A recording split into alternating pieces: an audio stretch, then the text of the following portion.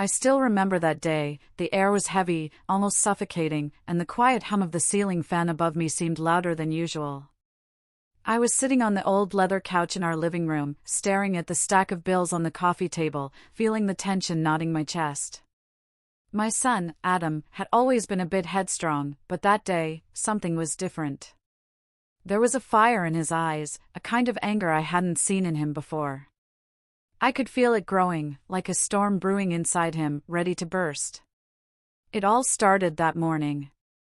I had woken up earlier than usual, the sun barely touching the horizon, casting a faint orange glow across the kitchen where my wife, Sarah, was already preparing breakfast.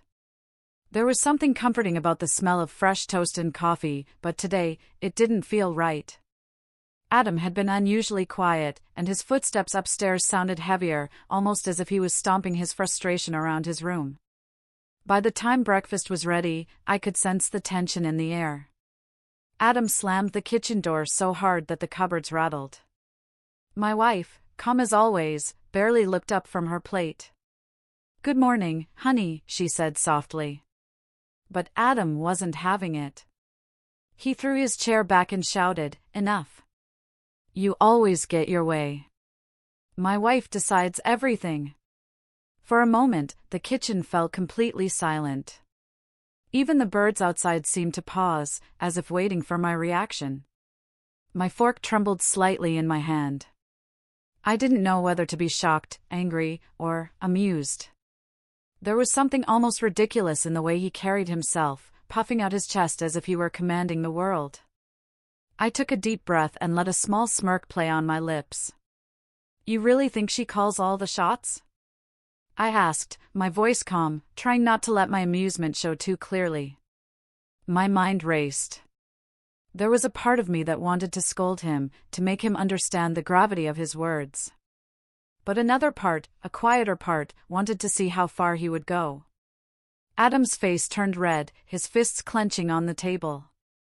"Yes. She's always making the rules. I don't even get a say anymore. I'm tired of it," he yelled. His voice echoed through the small kitchen, bouncing off the walls and making my heart pound in a strange rhythm. I could see his frustration spilling out in waves, the kind of raw emotion that sometimes makes people say things they regret immediately. Sarah, my wife, looked at him with a calm, steady gaze.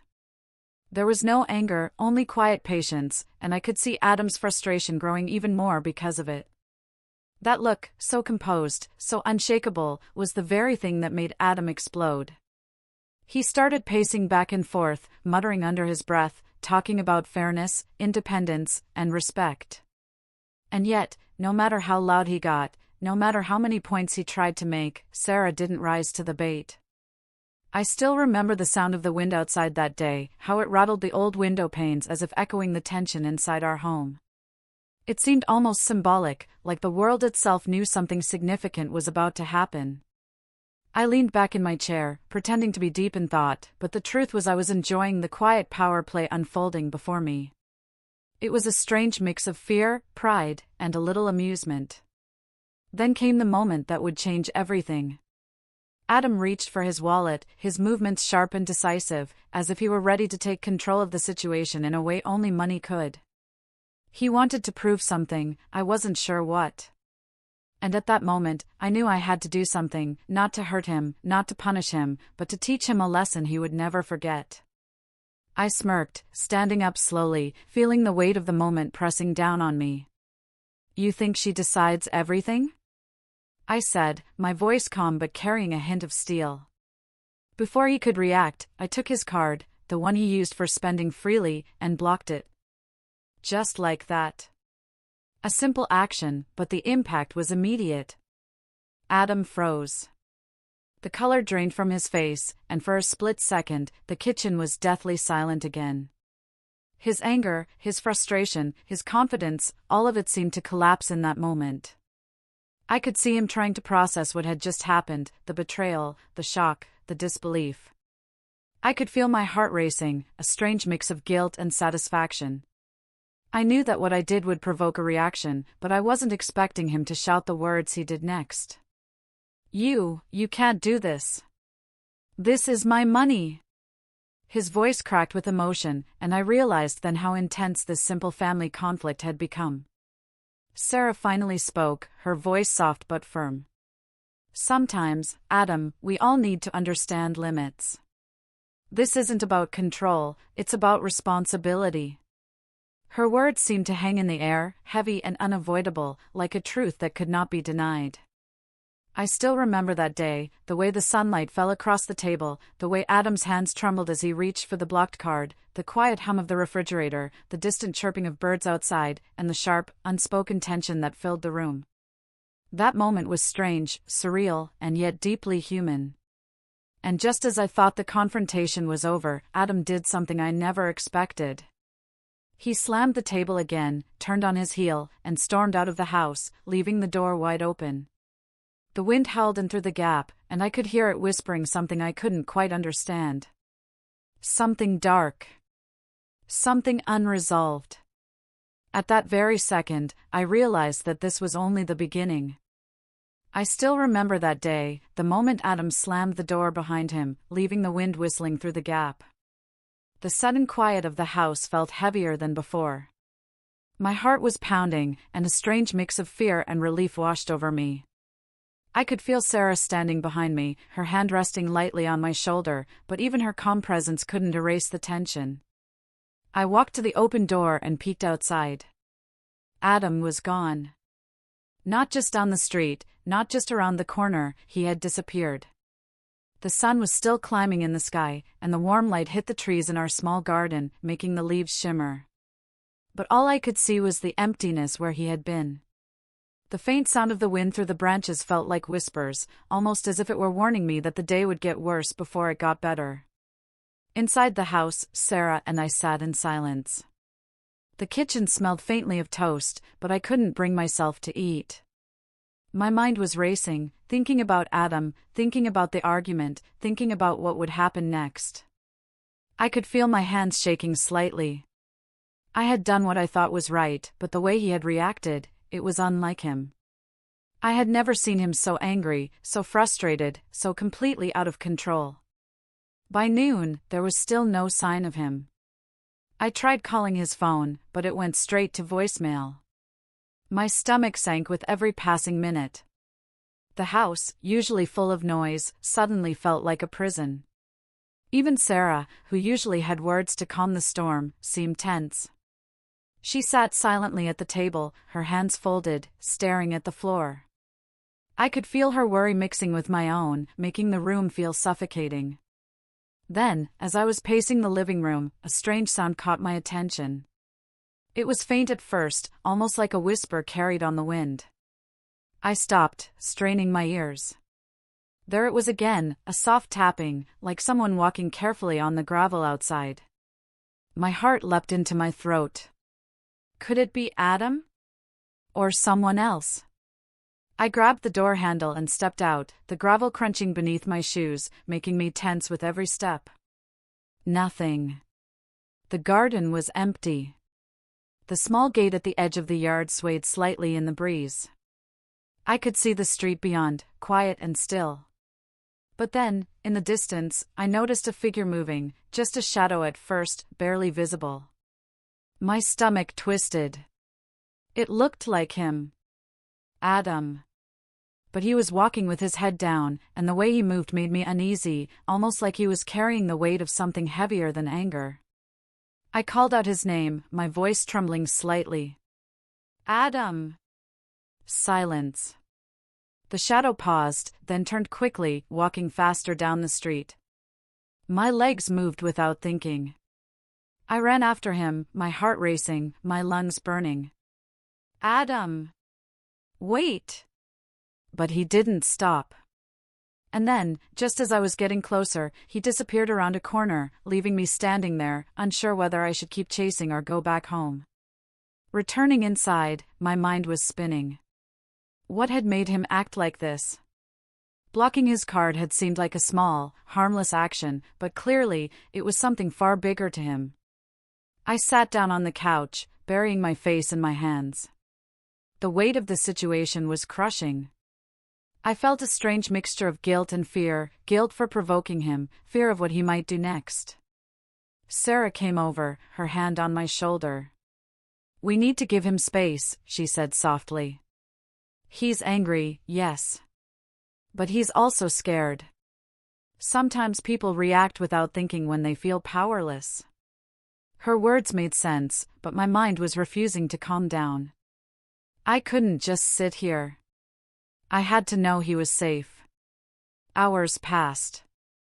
Evening came, and the sky turned a deep orange, the kind of color that makes everything look unreal. I could hear distant car horns, dogs barking in the neighborhood, and the faint sound of children playing. But Adam was nowhere. My phone had rung once, a number I didn't recognize, but I didn't answer. A part of me was afraid that it was him, or worse, someone calling about him. Finally, just as night was falling, the front door opened slowly. Adam stepped inside, his face pale, his eyes wide with something I couldn't immediately identify. Anger? Fear? Shame? Maybe all three. He didn't say a word. He just stood there, looking at me, looking at Sarah, and then finally collapsing onto the couch as if the weight of the entire day had finally caught up to him. I still remember that night, the way the shadows from the streetlights stretched across the living room, the faint hum of the refrigerator, the quiet crackle of the fan overhead, and the heavy silence that followed Adam's entrance. I sat across from him, unsure what to say, unsure what to do next. His hands trembled slightly as he rested his head in his hands. Then he looked up, his voice barely above a whisper. I don't know what came over me. I just lost control. And in that moment, I realized that this argument was far from over. There were secrets, unspoken feelings, and hidden frustrations that had been building for years. And I knew, deep down, that if I didn't handle this carefully, the next explosion could be much worse. Before I could respond, Adam said something that sent a chill down my spine. "Anne, I think someone else knows everything about us." His words hung in the air like a storm cloud, heavy and dark. My mind froze. What did he mean? Who could possibly know? And why now, of all times, would he bring it up? That night, I couldn't sleep. The sound of the wind outside, the faint creaks of the old house settling, and the quiet whispers of the past kept echoing in my mind. I lay awake, staring at the ceiling, trying to make sense of what Adam had said. And I knew that tomorrow, everything would change. Whatever secret he was hinting at, it was going to shake our family to its core. And in that moment, I realized the truth. I had thought blocking his card was the end of the story. But in reality, it had only just begun. I still remember that night, the shadows of the room stretching long across the walls, the faint hum of the ceiling fan above, and the uneasy silence that seemed to hang over our home like a thick, heavy blanket. After Adam's words, "Someone else knows everything about us," I felt a chill creep down my spine, one that had nothing to do with the evening air. I could hear Sarah quietly moving around the kitchen, the soft clink of dishes breaking the stillness, but even those small sounds felt distant, almost unreal. I sat on the edge of the couch, staring at Adam, who had buried his face in his hands again, his body trembling slightly. I wanted to speak, to ask what he meant, but the words stuck in my throat. Hours passed in tense silence. I tried to make sense of his words, replaying every moment of the day, every argument, every glance, every tone of voice. Did he mean someone in our family? Or a neighbor? Or was it something far more serious, something I couldn't even imagine? My heart beat faster as my mind raced, piecing together fragments that didn't yet make sense. The thought that someone else might know our private family matters made me feel exposed and vulnerable in a way I hadn't felt in years. Sarah finally sat beside me on the couch. She reached for my hand, her touch grounding me slightly. "We'll get through this," she said softly. "But you need to stay calm. Adam is scared. We have to approach this carefully." Her voice was calm, but there was an undercurrent of worry that I could sense. I nodded, though my chest still felt tight with unease. The house, usually a place of comfort, suddenly felt foreign, almost hostile, as though the walls themselves were listening to us. Later that night, after Adam had retreated to his room, I found myself unable to sleep. I kept thinking about what he had said. Who could possibly know? I thought about the argument over the card, how it had escalated, and the look in Adam's eyes, the anger, the shame, and now the fear. It all seemed to tie together, yet I couldn't see the full picture. My mind kept wandering back to moments in the past, small things I had dismissed as normal family tensions. Now, in the dark, they all felt like pieces of a puzzle I had never wanted to solve. The next morning, I woke early, the house bathed in a pale gray light from the rising sun. The air felt heavy, as if it were carrying secrets along with it. I heard Adam moving upstairs, the familiar creak of the stairs echoing through the quiet house. I could feel my anxiety building, a nervous energy that made my stomach churn. I needed to speak with him, to understand what he meant by his cryptic words, but I also knew I had to be careful.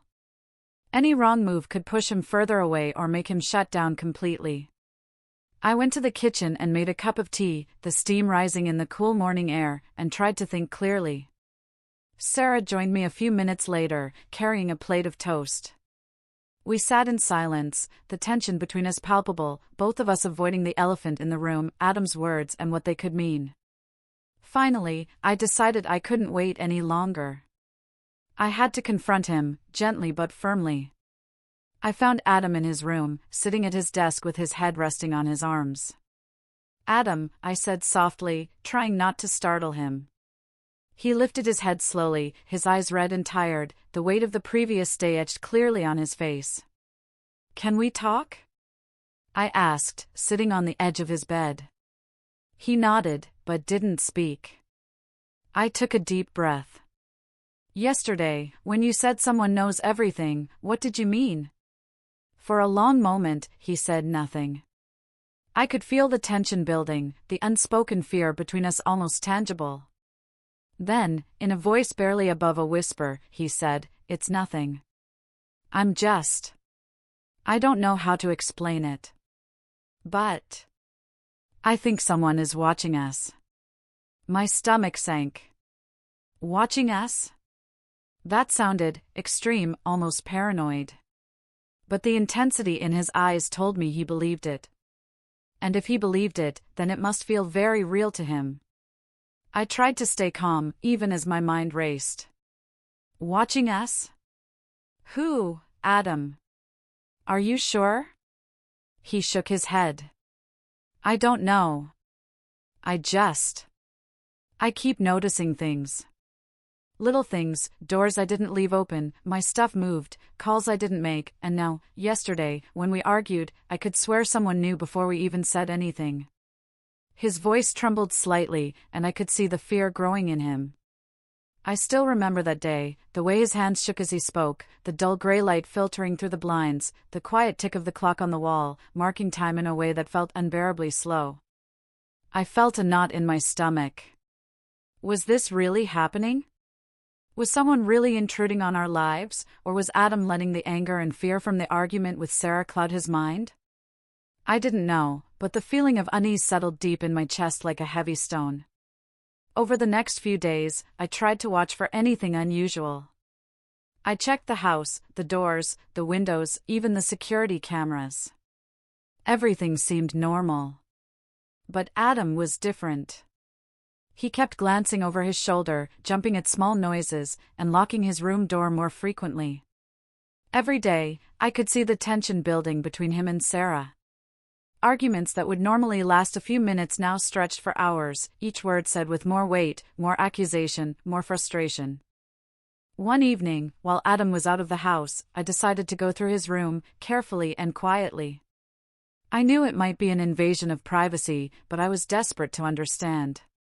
The room looked normal at first glance. His desk was neat, his clothes folded, nothing out of place. But then I noticed a small notebook tucked under his bed. I pulled it out, my heart pounding, and opened it. Inside were scribbles, notes, observations, dates, times. Some were about me, some about Sarah, some about things happening outside the house. I could see his paranoia had been building for months, maybe even years. I still remember that night, the way my hands shook as I read the notes, the sound of the wind rattling the window panes, the faint hum of the refrigerator, and the eerie silence of the house that made each scribble feel like a loud confession. I realized then that Adam's fear wasn't just about yesterday's argument, it was deeper, something I hadn't noticed before. Something he had been carrying alone. When Adam returned home that evening, I confronted him gently. "Adam, I found your notebook." He froze, his eyes widening.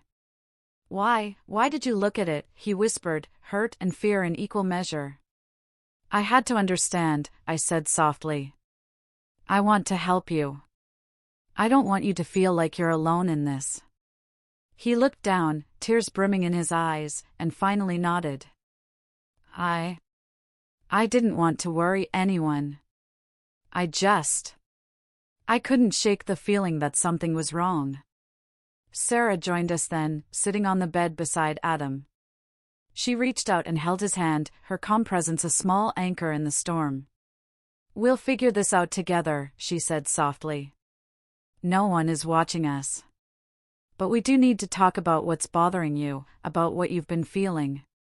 Adam nodded, finally letting out a long, shaky breath. But just as I thought we had a small moment of relief, a loud knock came at the front door. The sound made all three of us jump. Who could it be at this hour? And why now, when we were finally starting to find some clarity? My heart raced. Something about that knock felt different, urgent, almost threatening. And in that moment, I realized this, whatever was happening, it wasn't over. The fear, the paranoia, the secrets, someone, or something, was still out there. Watching. Waiting. And we had no idea what would happen next. I still remember that night, the knock at the door had echoed through the house like a warning, sharp and impossible to ignore. My heart was hammering in my chest, and a cold sweat formed across my forehead. I could hear Adam sitting on his bed behind me, his breathing quick and uneven, and Sarah standing silently in the kitchen, her face pale but composed. The sound of the knock repeated, louder this time, almost urgent, as if demanding entry. The wind outside rattled the windows, carrying the faint scent of rain that had begun to fall. The smell of damp earth mixed with the tension inside the house made my stomach churn. I walked slowly to the door, each step heavy with dread. The wooden floorboards creaked under my weight, making every movement feel louder than it should. I peered through the peephole. At first, I saw nothing but the dark, wet street. Then, just as my eyes adjusted, I noticed a shadowy figure standing under the flickering streetlight. I couldn't see their face clearly, only a vague outline. My pulse quickened. Who could be here? And why now? Should I open it? I heard Adam's shaky voice behind me. He sounded small, almost childlike, his fear palpable. Sarah's hand on my shoulder was reassuring, but even her calmness couldn't ease the tension. "We need to know who it is," I whispered, my own voice tight with anxiety. I took a deep breath, trying to steady myself, and unlocked the door slowly, my hand trembling slightly. When I opened it, there was no one. Just the wet street, empty and silent except for the patter of rain on the pavement. I stepped outside cautiously, looking around. The street was quiet, eerily quiet, with only the distant sound of a dog barking somewhere far away. I scanned the area, my mind racing with possibilities. Had someone knocked and then run away? Or was this some kind of prank? The shadows seemed to move differently, almost deliberately, and a chill ran down my spine. I still remember that night, the feeling of the rain beginning to soak my jacket, the slick pavement beneath my feet, the way the streetlights flickered as if signaling danger, and the heavy silence that made every sound feel amplified. I felt exposed, vulnerable, and yet I had to act. I couldn't let fear paralyze me, not when Adam was depending on me to protect him. I went back inside, closing the door quickly, and double-checked that the locks were secure. Adam was sitting on the bed, his eyes wide with fear. Sarah came over and hugged him gently. "It's okay," she said softly. "Nothing is going to happen to us.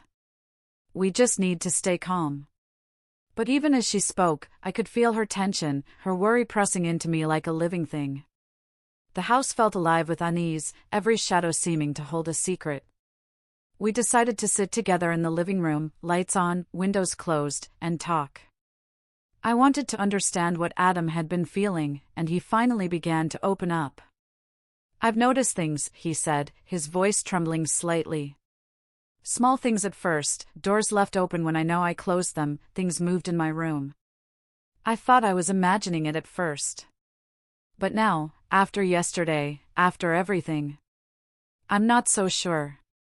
His words were quiet but heavy with emotion. I could see the fear in his eyes, the shame, and the frustration all tangled together. I still remember that night, the way the room felt smaller than usual, the faint flicker of the lamp casting shadows across the walls, the soft hum of the fan, and the distant sound of the rain hitting the roof. Everything seemed magnified, every small noise taking on an ominous tone. I realized then that Adam's paranoia, while extreme, had roots in reality. Something, or someone, was making him feel unsafe, and I had to figure out what it was before it got worse. As we talked, Adam revealed more. He told us about messages he had received on his phone, strange emails, and unfamiliar numbers calling at odd hours. He had tried to ignore them, hoping they would stop, but they hadn't. And then there were the shadows he claimed to see moving past the windows late at night. My stomach sank. It sounded impossible, almost delusional, yet the fear in his voice was genuine. I couldn't dismiss it. Sarah and I exchanged a look. We had to act, but we also had to be careful. We didn't want to scare Adam further or make him feel like we were doubting him. We needed a plan, a way to protect our family and uncover the truth without escalating the situation. "We'll figure this out," I told him gently. "Together. No one is going to hurt you, I promise." He nodded, but I could see the uncertainty in his eyes. That night, I stayed awake longer than usual. I sat by the window, listening to the rain, watching the dark shapes of trees swaying in the wind, and thinking about Adam's words. Was someone really watching us? Or was this a test of some kind, a warning, or a threat? The house felt different, almost sinister, as though the walls themselves were holding secrets. My mind raced through every possibility, each one darker than the last. Suddenly, there was a sound, a faint tapping at the window. My heart leapt. I froze, straining to hear. The tapping came again, soft, deliberate. I moved closer, careful not to make any sudden movements. Outside, the rain was falling harder, droplets sliding down the glass, distorting the shadows beyond. I could see a figure, barely visible, standing under the eaves. My pulse quickened, and a chill ran through me. Who could it be? And why were they here, now, when we were finally starting to find some understanding? I still remember that night, the fear that gripped me, the pounding of my heart, the sharp intake of breath I didn't realize I had been holding, and the way the shadows seemed to stretch and move like living things. I reached for the phone to call Sarah and Adam, but before I could dial, the figure disappeared. Just like that. Gone. No trace. No explanation. Only the echo of the tapping in my mind, like a warning I couldn't ignore. I checked the windows, the locks, even the doors again. Everything was secure. But the unease remained. Adam was asleep in his room, exhausted from the emotional storm of the past few days, and Sarah was trying to rest too. But I couldn't. I paced the living room, listening, thinking, trying to make sense of it all. Something was out there. Something was watching, waiting, and I had no idea what it wanted, or when it would act again. The next morning brought no relief. Adam woke up looking pale, tired, and fearful. He wouldn't talk much, only muttering that he felt someone was still near, still watching. Sarah tried to comfort him, but the tension was thick in the air. I decided we couldn't stay passive anymore. We had to take action. We had to find out who, or what, was behind this. I still remember that day, the way the sunlight felt weak through the clouds, the sound of rain dripping from the roof gutters, the heavy silence in the house, and the knot of dread in my stomach that refused to loosen. Every instinct told me that the next move we made would be critical. If we weren't careful, the fear and tension that had been building could destroy the fragile sense of trust and safety we were trying to hold on to. I began making calls, to neighbors, to friends, to anyone who might have seen something unusual. Nothing concrete came up. And yet, deep down, I knew this wasn't just Adam's imagination. There was a real threat, a presence we hadn't fully understood. And the fact that it had started right after the argument over the card. I couldn't ignore it. Just as I was about to sit down and think through the next steps, the phone rang. I froze. Caller ID, unknown. My hand shook as I lifted it. The line was silent at first, then a whisper, barely audible. "You shouldn't have done that," a voice said, cold and low, before the line went dead. My blood ran cold. I still remember that night, the way the silence that followed the call felt heavier than any sound, the tremble in my hands, the sudden rush of fear that gripped me like ice, and the way my mind raced with possibilities, each more terrifying than the last. Whoever was out there knew something about us. They were close. They were watching. And they weren't finished yet. The house felt alive with tension. Every creak, every shadow, every gust of wind felt like a signal, a message. I knew then that we were no longer just a family arguing over a blocked card. We were caught in something much bigger, much darker, something that was about to test every ounce of our courage, trust, and strength. And in that moment, I realized the truth. I had no idea what the next night would bring, but I knew one thing for certain: we weren't safe, not even for a single moment. I still remember that night. The phone call had left a hollow ache in my chest, a cold, creeping fear that refused to leave. The house, once a sanctuary, now felt like a trap. Every shadow seemed to twitch with movement, every sound magnified, the faint hum of the refrigerator, the creak of the floorboards, the drip of water from the rain-streaked roof. Even the rhythmic ticking of the wall clock felt like a countdown, counting down to something unknown, something terrifying. I couldn't sit still. I paced the living room again, my mind racing through every possibility, every worst-case scenario. Sarah was trying to calm Adam, but he was distant, withdrawn, as though the energy from the day before had sucked every ounce of courage from him. He barely looked at me, only muttering under his breath, "They're close." I know they're close. I wanted to ask him who they were, what he meant, but his eyes told me he didn't know either. Or maybe he was too afraid to speak it aloud. I still remember that night, the way Adam's small frame seemed swallowed by the bed, the way his hands trembled as he clutched the blanket, the way Sarah's calm presence seemed fragile under the weight of fear pressing down on all of us. I could feel it in my chest too, a tight, suffocating knot that refused to loosen. And yet, amidst the fear, a strange determination stirred inside me. I wasn't going to let whatever this was take our family apart. I decided we needed to be proactive. I couldn't just wait for the unknown to act. I checked every lock on the doors and windows, double-checked the security cameras, and even added extra lights outside to illuminate every corner of the yard. Nothing felt enough. Every small noise made me jump, the rustle of leaves, the distant bark of a dog, the whisper of wind through the trees. Every shadow could hide someone watching us, waiting for the right moment. Sarah suggested we try to talk to someone, neighbors, friends, anyone who might have noticed something unusual. I agreed. I started making calls quietly, hoping to keep Adam calm. Most people said nothing seemed odd, but a few mentioned strange things: lights turning on at odd hours in the neighborhood, faint footsteps on the sidewalk late at night, unfamiliar cars parked outside homes. Nothing concrete, but enough to make my mind race. Something was happening, something close to home, and we didn't know how to stop it. I still remember that night, the rain pattering against the windows, the dim glow of the streetlights outside, the silence that had settled over the house, and the way Adam's fearful glances kept pulling at my nerves.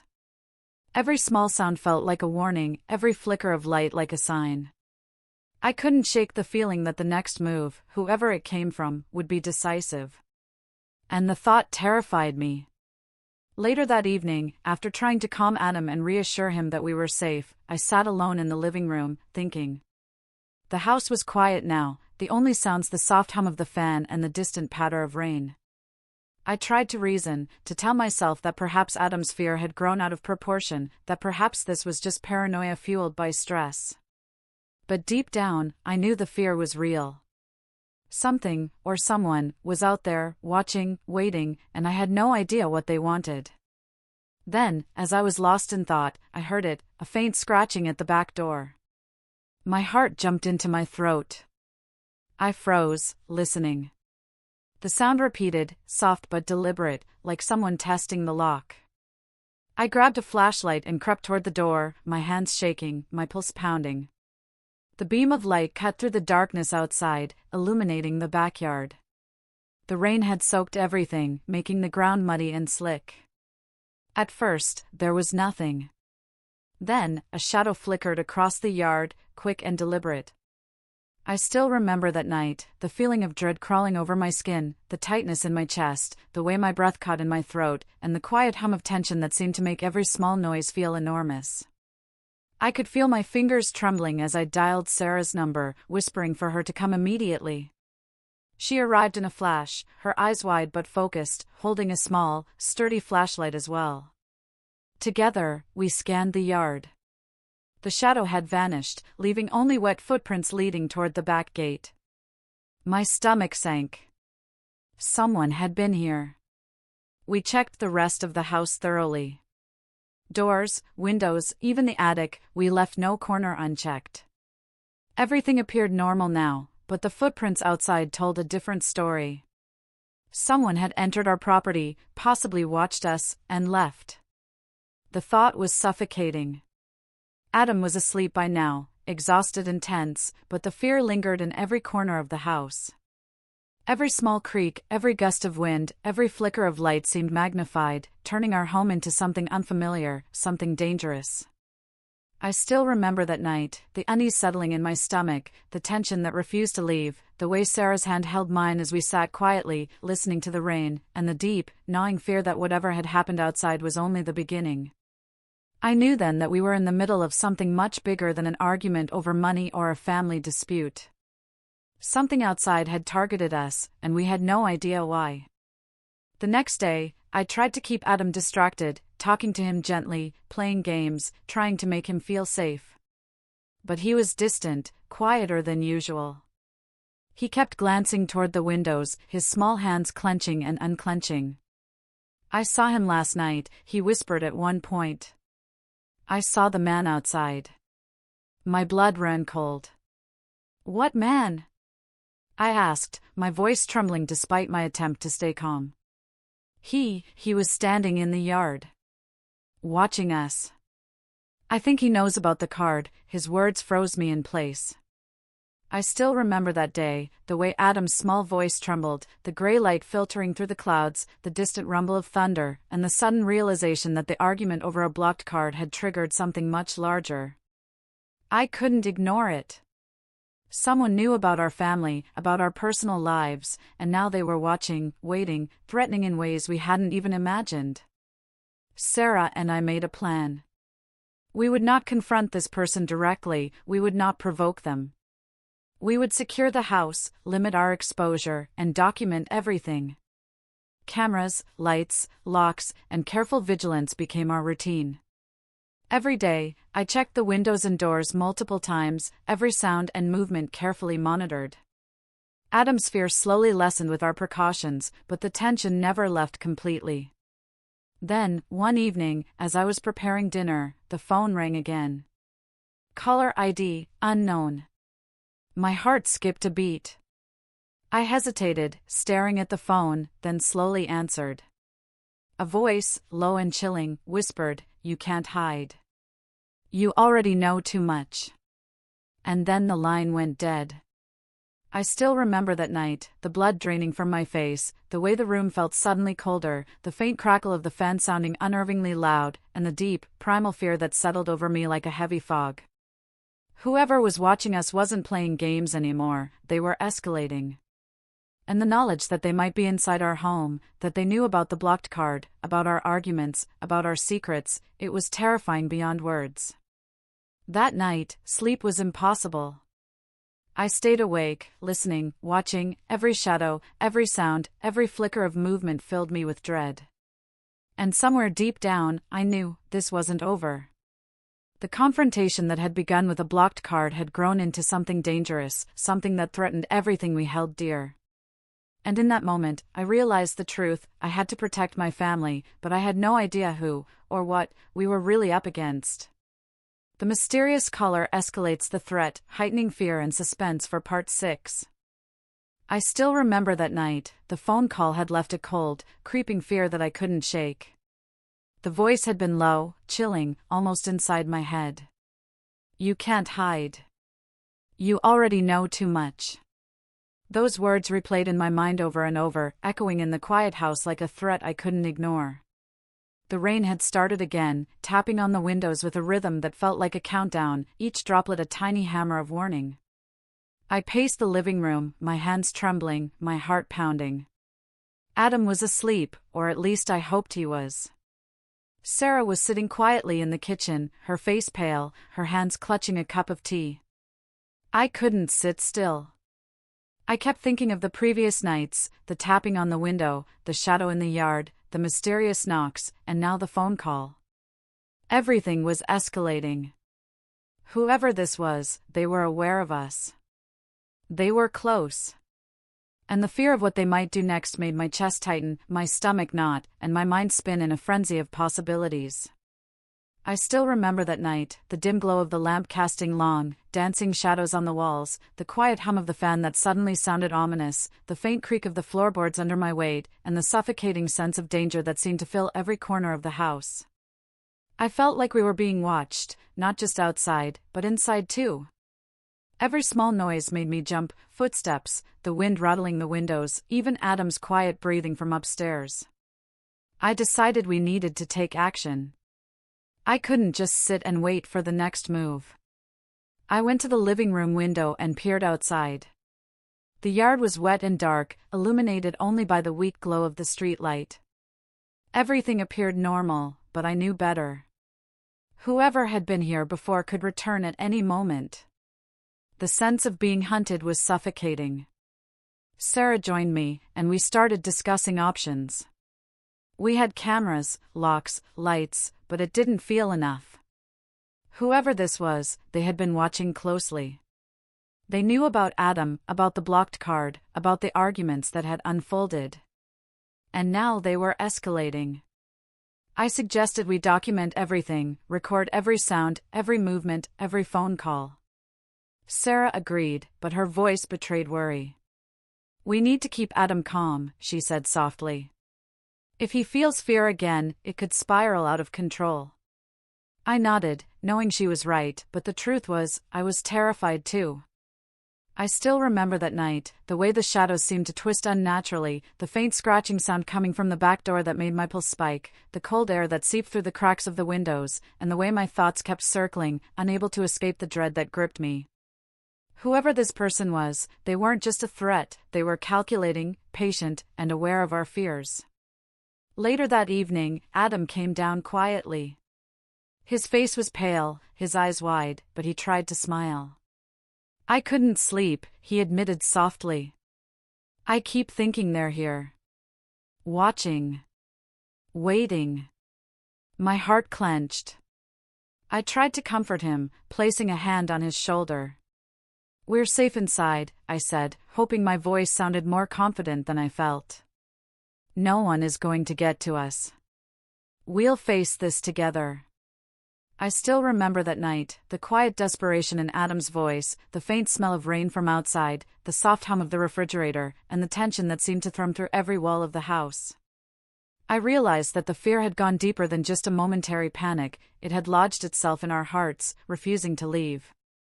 And I knew that if we weren't careful, it could tear our family apart from the inside. We spent the next few days cautiously, trying to maintain normalcy while keeping vigilant. Every time the doorbell rang, I jumped. Every strange shadow outside made me tense. Adam's fear lingered, and even Sarah's calm presence couldn't completely erase it. It was as if the house itself had become a trap, filled with invisible threats, each corner holding a secret we couldn't see. I still remember that night, the way I checked every lock 3 times, the soft creak of the floor under my feet, the shadows from the streetlight casting shapes that seemed alive, and the deep, gnawing fear that refused to leave. Every decision felt crucial, every movement potentially dangerous. Then, one evening, a delivery came, a small package left at the doorstep. No note. No indication of who sent it. I picked it up cautiously, noticing the wet footprints around the doorstep, the faint marks in the mud leading away from the gate. My hands shook as I carried it inside. Sarah and Adam watched nervously from the living room. I placed the package on the table, slowly opening it. Inside, there was a single item, Adam's blocked card, placed neatly in a small, black envelope. My stomach turned. Whoever this was, they knew about the card. They knew everything. It wasn't just observation anymore, it was a message, a warning. Adam looked at me, fear and confusion etched across his face.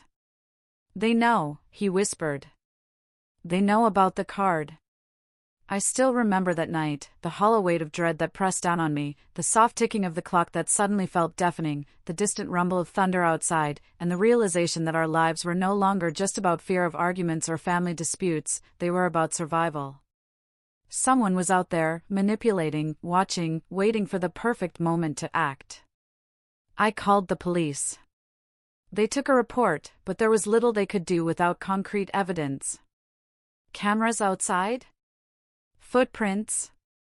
A black envelope? It was frustrating and frightening. We were on our own. The night stretched endlessly, each sound making me flinch, each shadow a potential threat. I stayed awake until the first light of dawn, keeping watch, making sure Adam and Sarah slept as safely as possible. I still remember that morning, the pale gray light of sunrise spilling through the windows, the soft murmur of the wind, the faint smell of wet earth, and the tight knot in my chest that refused to loosen. The package had vanished from the table when I went back to check it moments later, as if it had never existed. But the fear remained, solid and unshakable. Adam barely spoke the next day. Sarah tried to comfort him, tried to restore a sense of normalcy, but the tension lingered. Every small noise, the mailman, a car door slamming, a bird landing on the roof, made him flinch. I tried to reassure him, tried to act calm, but inside I was unraveling. The thought that someone was out there, watching, waiting, and escalating, was unbearable. I still remember that night, the cold, oppressive air that filled the house, the faint tapping at the windows, the shadows that seemed to move on their own, and the deep, gnawing realization that whatever had begun with a blocked card had grown into something much darker. This wasn't just a family dispute anymore, it was a test, a game, a threat that had no rules. And I had no idea how to protect my family from it.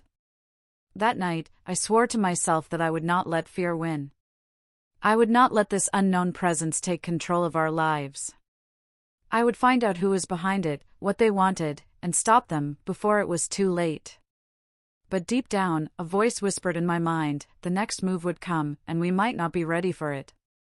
The mysterious antagonist escalates from watching to sending a threatening package, setting up part 7 for even higher suspense.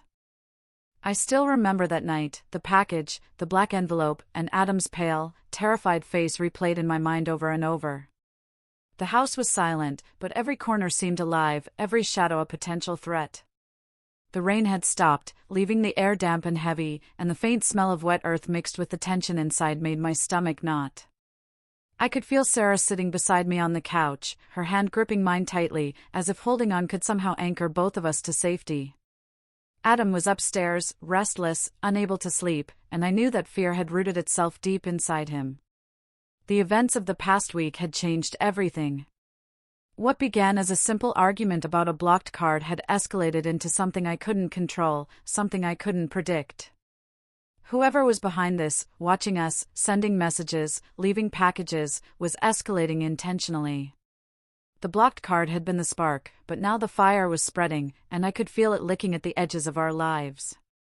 I still remember that night, the flickering shadows on the walls, the soft hum of the fan, the distant rumble of thunder from a storm miles away, and the way the house seemed almost alive, as if aware of the fear that had settled in. Every small noise, the creak of floorboards, the rustle of leaves, even the faint drip of water from the roof, felt magnified, like signals from someone or something watching us. My chest ached with anxiety, but I knew I couldn't let it paralyze me. Sarah and I decided to set up a more systematic watch. We turned on every camera, placed lights in every dark corner, and began documenting everything, every sound, every movement, every unusual event. It was exhausting, mentally and physically, but it was necessary. We had to be prepared. Adam helped as best as he could, though his fear often left him quiet and distant. I could see the tension etched into his small frame, the way he flinched at the slightest noise, and it broke my heart. That night, I still remember, sitting in the living room with cameras on every angle, the house bathed in the cold glow of artificial light, and listening to every sound. The rain had stopped, but the wind carried an eerie whistling through the trees outside, making the shadows dance across the walls. Adam was in his room, Sarah beside him, and I sat alone, imagining every possible scenario, every potential danger. Hours passed. Nothing happened. And yet, the tension never lifted. It felt like we were waiting for something inevitable. I tried to read, to distract myself, but my mind kept drifting back to the black envelope, to the whisper over the phone, to Adam's frightened eyes. Whoever was doing this was patient, calculated, and they knew exactly how to make us afraid. I still remember that night, the quiet that pressed down on the house like a heavy fog, the faint ticking of the clock, and the sense that something was lurking just beyond the walls, watching, waiting, ready to strike at the perfect moment. Every small sound felt amplified, the hum of the refrigerator, the creak of a floorboard, the soft wind brushing against the windows. It was as if the house itself were alive with tension, and I could feel it vibrating through my bones. Then, just as the clock struck midnight, a sharp, urgent knock echoed through the house. My heart leapt into my throat. This was not a casual knock, it was deliberate, forceful, demanding attention. I froze, staring at the door, every muscle in my body taut with fear. Sarah and Adam were behind me, eyes wide with panic. I whispered for them to stay calm, though my own voice trembled slightly. I still remember that night, the cold sweat forming on my forehead, the rapid beating of my heart, and the feeling that we were no longer just a family arguing over a card. This was bigger. Far bigger. I took a deep breath and moved slowly toward the door, my hand on the handle. My mind raced with questions. Who was out there? What did they want? How far were they willing to go? When I opened the door, the night air hit me, cold, damp, heavy with the smell of rain-soaked earth. But no one was there. Just the empty street, illuminated by the flickering streetlight. I stepped outside, flashlight in hand, scanning the yard, the gate, the sidewalk. Nothing. No footprints, no shadows, no indication anyone had been there. Yet the sense of danger was tangible, like a predator watching, waiting for the next opportunity. I still remember that night, the way the darkness felt alive, pressing in around me, the sharp sting of fear in my chest, and the realization that this presence was not just a person, it was a force, a threat, deliberate and calculated. Whoever it was, they wanted something. And I had no idea how to stop them. When I returned inside, Adam was awake, sitting on the edge of his bed, staring at me. I saw him, he whispered. My stomach sank. Who? I asked, my voice barely audible. The man, outside, watching. I could feel him, Adam said, shivering. His fear was raw, unfiltered, and it hit me like a physical blow. I could see the terror in his eyes, the way his small hands trembled. Sarah took his hands in hers and spoke softly. We are together. No one can hurt us here. But even as she said it, I could sense her tension, her fear mirrored in my own. The truth was, we were no longer safe, not even inside our home. Whoever this was had found a way to infiltrate our lives, to make us afraid, to control the narrative through fear alone. I still remember that night, the shadows on the walls, the flicker of the lamp, the hum of the fan, the soft, deliberate creak of the floorboards, and the tight knot of anxiety that refused to loosen. Every sound, every shadow felt amplified, charged with a dangerous presence that was impossible to ignore. And deep inside, I knew that the next move would be critical. Over the next few days, we tried to maintain normalcy. Meals, chores, school runs for Adam all continued, but under the weight of fear. Every glance out the window, every unexpected noise, made our hearts pound. Adam was quieter than ever, Sarah more tense, and I found myself pacing constantly, checking doors, windows, cameras, lights, even imagining hidden cameras. The tension was suffocating, but we had to keep moving, keep alert, survive. I still remember that night, the faint glow of the lamp on the kitchen table, the silence after dinner, the way the shadows seemed to pulse, almost like a heartbeat, and the overwhelming realization that this was no longer about arguments or family disputes. It was about survival. Whoever was out there knew too much, and their patience was terrifying. Then, it happened. A message appeared on our home security monitor, a text on Adam's phone, a chilling single line, "You cannot hide. We are closer than you think." I felt my knees weaken, my chest tighten. Sarah gasped, and Adam's face went pale. The house that had once felt safe was now a prison, every wall closing in with the presence of a threat we couldn't see, a threat we couldn't predict. I still remember that night, the sound of my own breath, loud and uneven, the soft hum of the monitor, Adam's trembling hands, Sarah gripping mine so tightly it hurt, and the heavy, suffocating weight of fear that had settled over us like a storm cloud. I realized then that the danger was no longer abstract. It was real. Close. And it was only going to get worse. And in that moment, I knew the truth, we were running out of time. Whoever this was, they were patient, intelligent, and relentless. The blocked card, the arguments, the fear, it had all been a test, a trigger. And now, the game had escalated to a point where we had no choice but to act. I still remember that night, the message on Adam's phone, glowing ominously in the dark, had shaken me to my core. You cannot hide. We are closer than you think. The words seemed to crawl along my skin, heavy and threatening. The house, once a place of warmth and safety, now felt like a cage. Every shadow seemed to move, every creak of the floorboards sounded deliberate. I could see Sarah's hands trembling as she gripped mine, trying to keep us both grounded, and Adam sitting on the bed, eyes wide with fear. It was as if the walls themselves were closing in on us, pressing with the weight of the unknown. I couldn't let fear take over. I had to act, for Adam, for Sarah, for myself. I needed to protect my family. I checked the security cameras once again, scanning the property meticulously, every corner, every window, every shadow. Nothing. But that didn't reassure me. Whoever was threatening us had already proven they could come and go without leaving a trace. They were patient, calculated, and relentless. I still remember that night, the faint hum of the refrigerator, the wind rattling the windows, the soft creak of the stairs as Adam got up to follow me, and the tight knot of anxiety that refused to loosen in my chest. We moved silently through the house, checking each lock, each window, each door.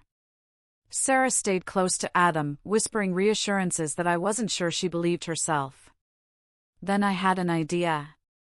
If this person was so close, if they were watching and sending threats, maybe we could turn the tables. I grabbed a flashlight, a notepad, and my phone. I documented everything, the footprints, the package, the strange knocks, the messages. I made notes, timestamps, observations, anything that might help us understand who we were dealing with. Adam helped in small ways, pointing out things he had noticed, movements, sounds, small details he had remembered from the previous nights. I still remember that night, the way Adam's small hand rested in mine as he whispered, "Will they come again?" The question made my stomach knot tighter. I tried to reassure him, but inside, I was just as scared. "We'll face it together," I said firmly. "No one is going to hurt us." I could see the faint flicker of hope in his eyes, but I also knew that the fear would linger. Fear like this doesn't vanish overnight, it lingers, scratches at the walls of your mind, and refuses to be ignored. Hours passed. Nothing happened. The house was quiet, almost eerily so. I kept checking the cameras, watching the shadows, listening to every small sound. Sarah had prepared a light dinner, but none of us had much appetite. We ate slowly, quietly, and then returned to our vigil. The night was long, heavy with the tension that had built over the past days. I felt exhaustion creeping in, but I refused to let it cloud my judgment. I still remember that night, the faint flicker of lightning outside, the distant rumble of thunder, the way the shadows danced across the walls, and the deep, gnawing fear that had settled into every corner of my mind. Whoever this was, they were clever, patient, and determined. And now, they had escalated from observation to direct threats. Then, just as the clock struck 3 a.m., a sudden noise shattered the silence. A loud crash from the kitchen. My heart leapt into my throat. I grabbed the flashlight and rushed toward the sound, Adam and Sarah close behind me. The kitchen light was flickering, and I could see that one of the cupboards had been thrown open. There was nothing else, no one visible, but the sense of someone having been there, recently, was undeniable. I still remember that night, the adrenaline surging through my body, the pounding of my heart, the damp chill in the air, and the cold realization that we were dealing with someone who had no fear of entering our home. I scanned every corner, every shadow, my flashlight trembling slightly in my hands. And then I saw it, a note, pinned to the fridge. I approached cautiously, reading the words aloud, "You are running out of time. Decide wisely." My stomach dropped. This was no longer just observation. This was manipulation. This was psychological. Whoever was behind this wanted us on edge, desperate, scared, unable to think clearly. I felt a surge of anger, sharp and hot. They couldn't control us. They couldn't break us. Not if I had any say in it. I still remember that night, the way my hands trembled as I held the note, the quiet tension in Sarah's voice as she whispered, "What do they want?" Adam hid behind her, shaking, eyes wide with terror. I took a deep breath, forcing myself to stay calm. "We'll figure it out," I said firmly. "We're not letting them win. No one will hurt our family." Over the next hours, we worked together, carefully documenting everything. I called the police again, providing them with all the evidence, footprints, messages, notes, timestamps, security footage. This time, they listened. They increased patrols in the area and promised to keep an eye on our house. It wasn't a complete solution, but it was a start. I still remember that night, the relief of having someone outside aware, the faint hope that maybe this could be resolved, the careful vigilance we maintained as we waited for the first signs of movement, and the tension that refused to leave. Even with the police involved, the fear lingered, but there was a sense of control now, however small. The days that followed were tense but uneventful. No knocks, no shadows, no packages. Adam slowly regained some of his calm, Sarah's smile returned in small doses, and I allowed myself brief moments of rest. But we remained alert, knowing that whoever had threatened us could return at any time. I still remember that night, the sense of exhaustion and relief mixing together, the quiet hum of the house, the distant sounds of the neighborhood, and the fragile sense of safety that had begun to settle over us. It wasn't complete. It wasn't permanent. But it was something, a small victory, a moment of respite in a storm that had threatened to consume our family. Weeks later, we finally discovered who had been behind the threats. It was someone close to our neighborhood, someone who had resented Adam and the way I had handled family matters.